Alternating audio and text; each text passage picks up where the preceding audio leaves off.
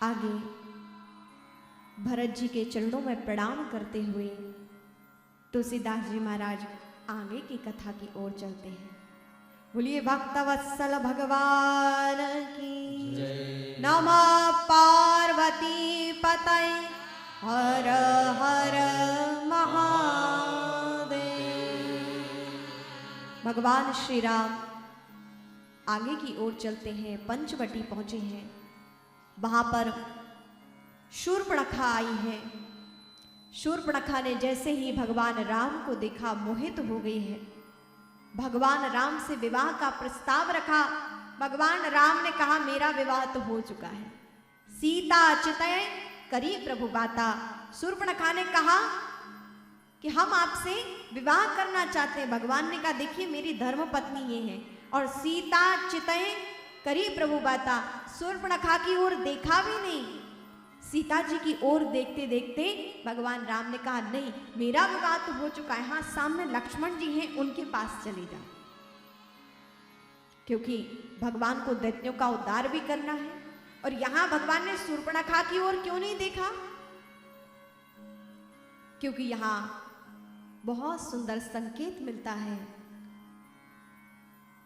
कि जीव को वही दृष्टि डालनी चाहिए मनुष्य को जो देखने योग्य है, जो दिव्य है, जो पावन है, वही दृष्टि जानी चाहिए।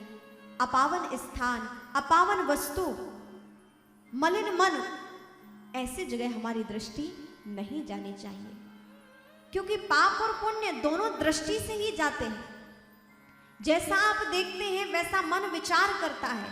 आप अच्छा देखते हैं, आपका मन अच्छा विचार करता है, और जैसा मन विचार करता है वैसे हम क्रियाशील हो जाते हैं, और जैसी क्रिया होती है वैसा फिर हमारे जीवन में परिणाम आता है। तो हमारी दृष्टि पाप भी करती है और हमारी दृष्टि ही पुण्य करती है, और पाप पुण्य दोनों दृष्टि के माध्यम से हमारे भीतर में आते हैं। दृष्टि जब अच्छा देखती है, भगवान के दर्शन करती है, सत्संग में जाकर दृश्य भगवान के चरणों को देखती है, दिव्य भगवान की छवि को देखती है, तो क्या होता है? सद्विचार आते हैं, भगवान से प्रेम जागृत होता है।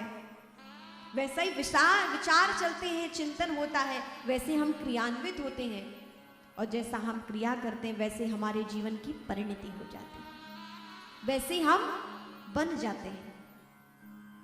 तो दृष्टि बड़ी महत्वपूर्ण है, और जैसी दृष्टि वैसी सृष्टि।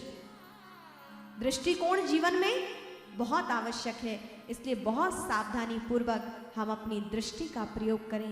ये दृष्टि कहाँ जानी चाहिए, कहाँ नहीं जानी चाहिए, बड़ी ही सावधानी पूर्वक हम अपनी दृष्टि पर नियंत्रण रखें। हमारे ऋषियों ने कहा है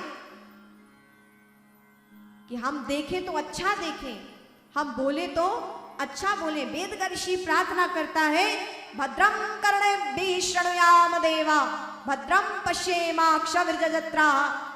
वेद के ऋषि कहते हैं हम जब भी देखें तो भद्र देखें, अच्छा देखें, हम जब भी सुने तो हम अच्छा सुने। हमारे ऋषियों ने ये आदेश दिया है, इसलिए भगवान ने शूर्पणखा की ओर नहीं देखा। और आप देखें भागवत जी में भी श्रवण करते हैं कि भगवान के बाल्यकाल के समय उनके पास कौन आई है? पूतना देवी। जब पूतना आई तो भगवान श्री कृष्ण ने पूतना को भी नहीं देखा था। क्यों नहीं देखा? क्योंकि वह देखने योग्य नहीं थी। कैसी थी? शिशून चचार निघ्नन्ति पुरग्राम विजादिषु। कई शिशुओं को हत्या करते हुए आई थी, ऐसी हत्यारिणी पापनी थी शूर्पणखा। इसलिए भगवान ने ब्रजवासियों की हंता उस शूर्पणखा को नहीं देखा, उस पूतना को नहीं देखा। उसी प्रकार जब ये दुष्ट मलिन शूर्पणखा आई है, बाहर से तो सुंदर प्रतीत होती है लेकिन मन बहुत अपावन है, इसीलिए भगवान ने शूर्पणखा की ओर नहीं देखा। कहाँ देखा? सीता चितय करी प्रभु बाता। सीता जी की ओर देखते हुए अपनी बात रखी।